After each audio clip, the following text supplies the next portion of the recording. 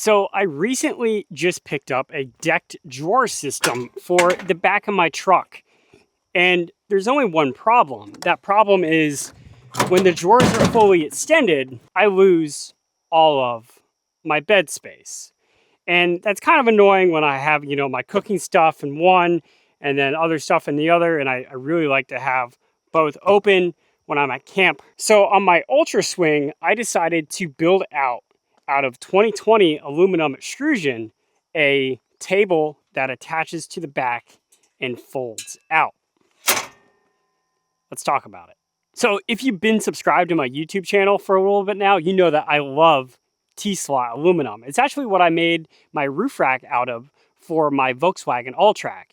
And since T-slot has these miniature grooves in it, that means that you can kind of build it out however you want to. And that's why I decided to make the fold-out table using T-slot aluminum.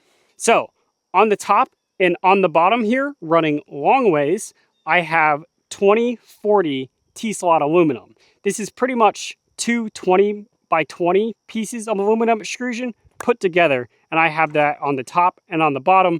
And then on the center here, I have 5 2020 aluminum extrusion. So using these pieces, I was able to construct a rectangular design. So onto the table itself. The table is actually meant for a Jeep, but since I'm utilizing T-slot aluminum, it has holes to actually put the table into utilizing the track system here. And then on the vertical beams here, you can see I have this piece of metal that I then drilled a hole into. That way I could attach it to the actual Ultra Swing. And even if you don't have an Ultra Swing, and say you have some sort of other swing away tire rack, you can still replicate this same design. You kind of just have to be creative with how you're actually going to mount the aluminum extrusion, to the swing away.